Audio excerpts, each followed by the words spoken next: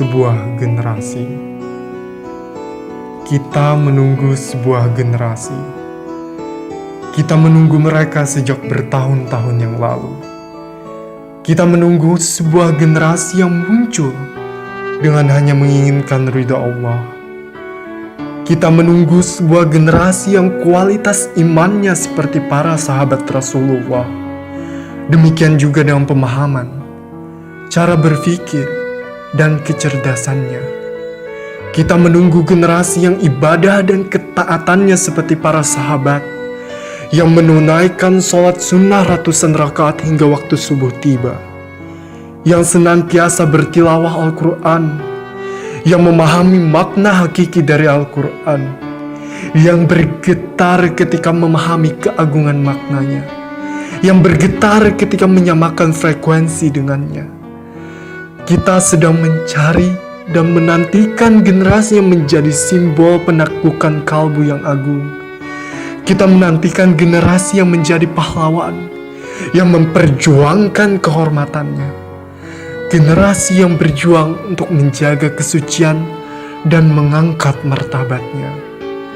Dan sekali lagi kita sedang mencari dan menunggu sebuah generasi yang berjuang tanpa pamrih hanya mengharapkan ridha Allah, yang tidak berharap sesuatu pun atas perjuangan yang dilakukannya, yang berlari di jalan yang diridai Allah, yang melangkah mundur ketika bintang jasa akan disematkan kepadanya atas perjuangannya.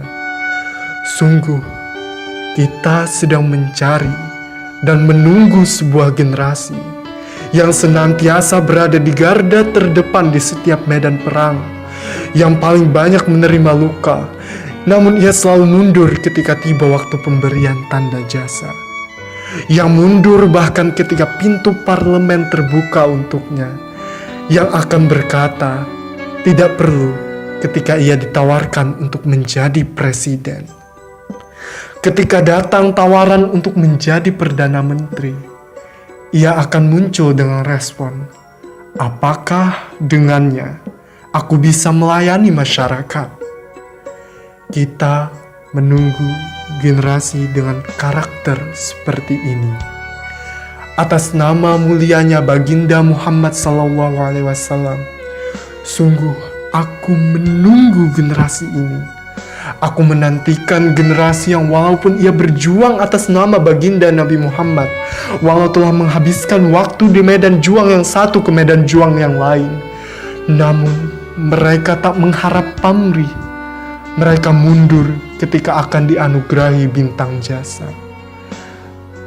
Jika kesederhanaan ini dimiliki, maka panji dakwah Rasulullah akan selalu berkibar. Kalau boleh kujelaskan dengan santun, jika tugas ini diberikan kepada masyarakat yang jiwanya belum matang, kepada mereka yang tidak punya simpati dan empati, kepada mereka yang malamnya sepi dari pertemuan khusyuk dengan Tuhannya, yang rohnya kering dan dangkal, jika tugas ini diserahkan kepada mereka, itu artinya kita sedang menunggu datangnya musibah besar. Wahai jamaah yang dimuliakan Allah, tidak ada alasan bagi kita untuk menjadi pesimis. Walau umat manusia jatuh tersungkur 50.000 kali, tapi Dia tetap berkenan membangkitkan kita.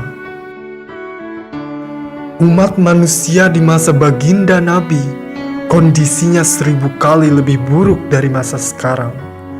Akan tetapi, karena karakter mulia dan pengorbanan besar dari para sahabat Rasulullah, dalam waktu 23 tahun yang bisa dikatakan sangat singkat, masyarakat yang tadinya bobrok berevolusi menjadi sosok kumpulan mu'alim yang mulia.